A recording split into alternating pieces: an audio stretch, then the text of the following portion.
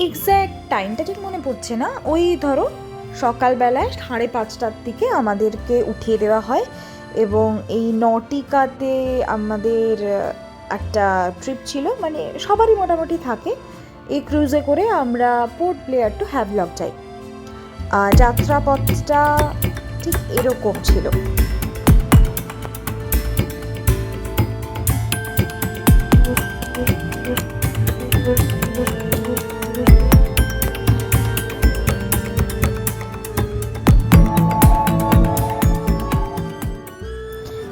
খানিকক্ষণ জলের দিকে তাকিয়ে থাকতে থাকতে মনে হচ্ছিল যেন কোনো একটা স্বপ্নের রাজ্যে আমরা চলে এসেছি। শুধুই ধুধু করে যেদিক পানে চাই কোনোখানে মানব নাই টাইপের একটা জায়গা। চাইলেও কিছু দেখতে পাওয়া যাচ্ছে না। দূরে, অনেক দূরে একটা দ্বীপ দেখতে পাওয়া যাচ্ছে, আর চারিদিকে শুধু জল। নিজেদেরকে কতটা তুচ্ছ মনে হচ্ছিল হয়তো বলে বোঝাতে পারবো না। এই সমুদ্র বঙ্গোপসাগরের মাঝখানে নিজেদেরকে একদম সত্যিকারের একদম ক্ষুদ্র থেকে ক্ষুদ্রতর প্রাণী বলে মনে হচ্ছিল। আগের সিটে কুটি পিসি, বাবা, পিসা এরা বসেছিল, পেছনে আমি, মা, জয়ন্ত কাকু ছিলাম, আর বুনুর সিটটা আলাদা পড়েছিল, তো ও সামনে গিয়ে বসেছিল। তো সেদিনের আমাদের শিডিউলটা তো বেশ প্যাকড আপ ছিল। প্যাকড আপ মানে ভীষণ রকম রিল্যাক্সিং, প্যাকড আপ যাই বলো, সব কিছু মেলানো ঝোলানো ছিল। তো ক্রুজে করে চলো সবার আগে প্রথমে আমরা হ্যাভলকে গিয়ে নামি।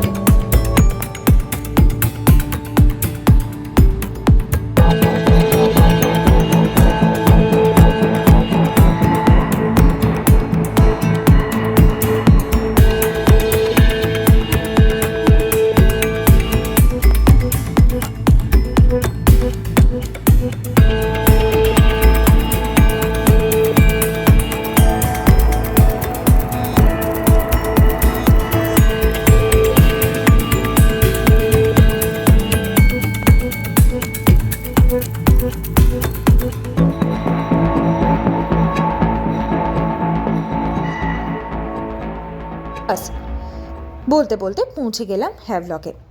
এবার হ্যাভলকে পৌঁছে যেটা দেখলাম যে বিভিন্ন রকমের লোকজন, তারা বাঙালি অবভিয়াসলি, কারণ 99%-এরও বেশি লোকজন বাঙালি ওখানে ছিল। সে হোটেল বলো বা কোনো রেস্টুরেন্ট বলো, যাই বলো।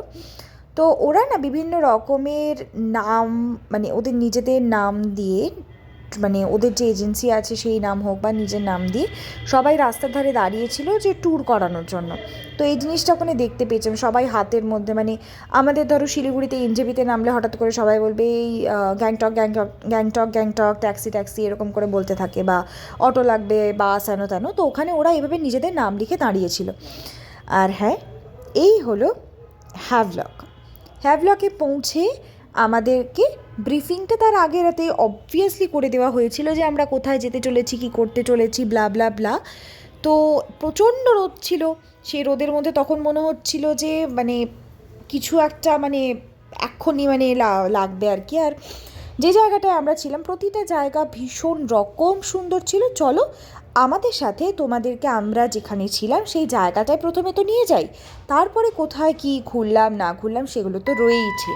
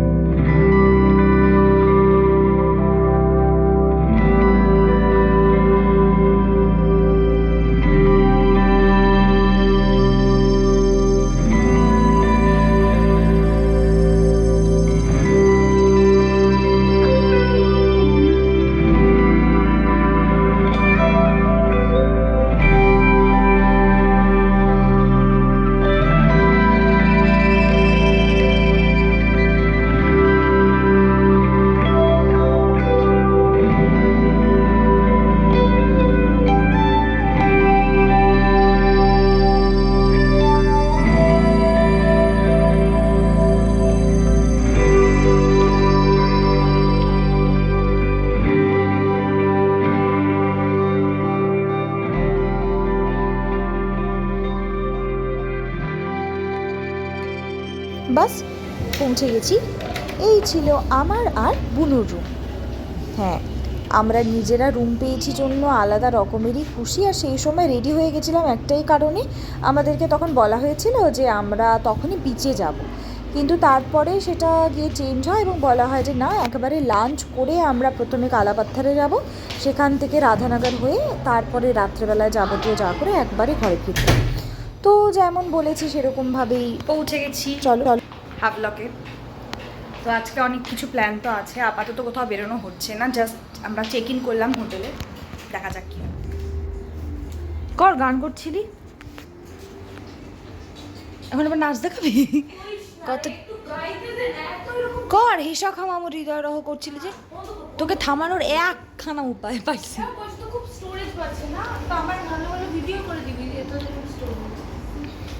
পায়চারি করে কি হবে, সোজা হয়ে হাট কর। নেক্সট লাইনটা কর, হিসা খামামো করছিলি এতক্ষণ ধরে।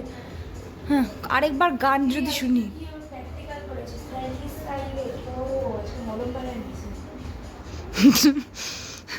ওই যে তোর ফোসকা পড়েছে না, ওই জন্য পরের দিনই মলম বানানো শিখেছি। হ্যাঁ, আমরা তখন ভেবেছিলাম যাব, তো তখন যাওয়া হয়নি, কারণ বললো যে লাঞ্চ ব্রেকের পর একবারে বেরোনো হবে। সেটা হচ্ছে দুটো, একটা হচ্ছে কালাপাত্থার আর তারপরে হচ্ছে রাধানগর বিচ। তো সেটার জন্যই আমরা ভেবেছিলাম যে একটা ডুবকি যদি নেওয়া যায়, তো সেইভাবে আমরা তখন রেডি হয়ে বসেছিলাম। কিন্তু তারপরে তো প্ল্যানটা অন্যরকম হয়ে গেল due to some reasons and all. But ঠিক আছে, একদিক থেকে এত সকালে উঠেছি আমরা, একটু রেস্ট নেওয়া খুব দরকার ছিল। এখন হচ্ছে 1টা বাজে, মানে এটা কিছু বাইরে গেলে বোঝা যাবে আর কি। তো হ্যাঁ, এই আর কি, বাকিটা তো ব্লগের মাধ্যমে দেখাবো আর ভয়েস ওভার দিয়ে সবটা বলার চেষ্টা করবো।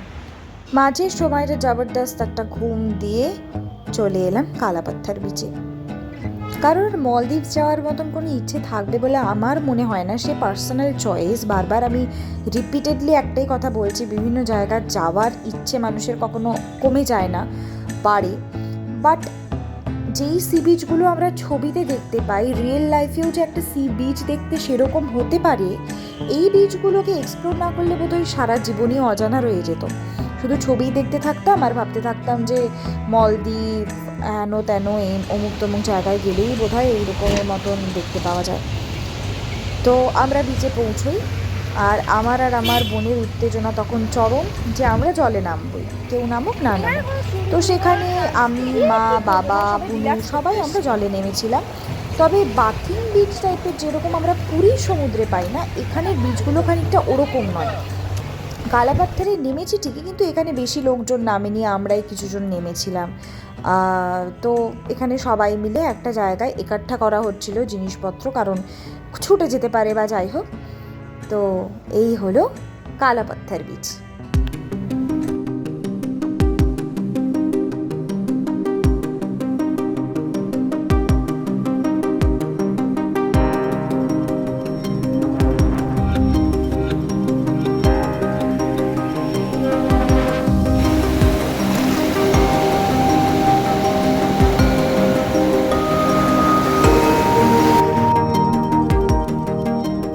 পাহাড় না সমুদ্র, এই প্রশ্নটাই বোধহয় বৃথা। মানে দুজনের মাঝখানে কোনো ব্যারিয়ার নেই, দুজন দুরকমভাবে অদ্ভুত, শান্ত, স্নিগ্ধ, চঞ্চল, সব রকমের একটা মেলোডিয়াস ব্যাপার আছে দুটোর মধ্যে।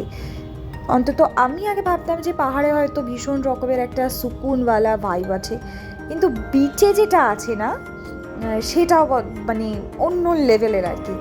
তো আমরা এখানে দেখতেই পাচ্ছ চেঞ্জ করে নিয়েছি। হ্যাঁ, এক প্রস্থ আমাদের স্নান ধান করা হয়ে গেছে, করে নিয়ে তারপরে আমরা চেঞ্জ করে আমরা তারপরে আবার জলে নেমেছিলাম। হ্যাঁ, পা অবধি তো ভিজিয়েইছি, ওইটা একদম একটা মানে অ্যাডিকশান টাইপের হয়ে গেছিলো যে পায়ের মধ্যে জলটা এসে লাগছে। মানে স্নান তো আর করা যাবে না রিপিটেডলি ওরকম বারবার করে একই জায়গায়। তো কিছুক্ষণ আমরা বসে থাকি, আমরা 4জন মিলে গল্প করছিলাম, দূর থেকে সমুদ্রটাকে দেখছিলাম। আর এই ম্যানগ্রোভ, কী যে অসাধারণ, কী যে অসাধারণ, না দেখলে সেটা আর মানে বলার জায়গাই রাখে না।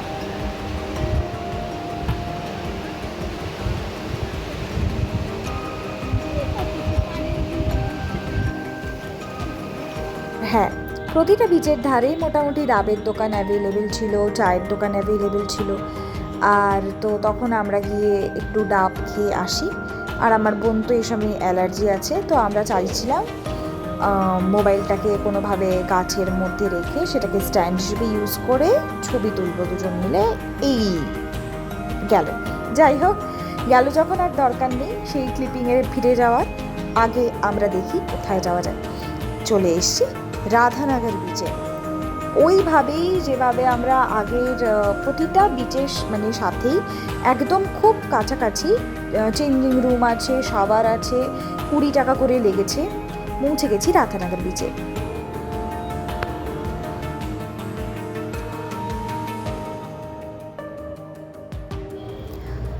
সমুদ্রে এক গলা জলে ডুবে সূর্যাস্ত দেখার মজা,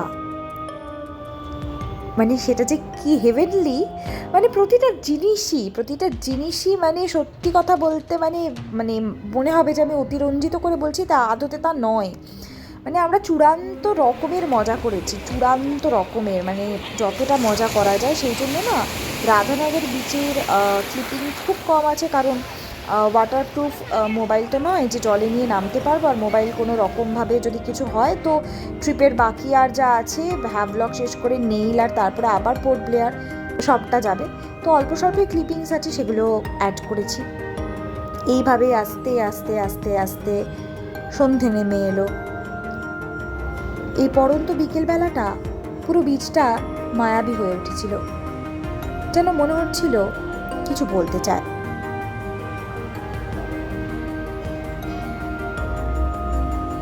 আজকের মতন ব্লগটা এই পর্যন্তই রইল। তাহলে দেখা হবে কালকে নতুন ব্লগে। ততক্ষণ সাথে থেকো। আর আন্দামানের পুরনো ব্লগগুলো, পুরনো মানে শুরুর থেকে যদি না দেখে নিয়ে থাকো ব্লগগুলো, একবার করে দেখে নিতে পারো, মজাই লাগবে।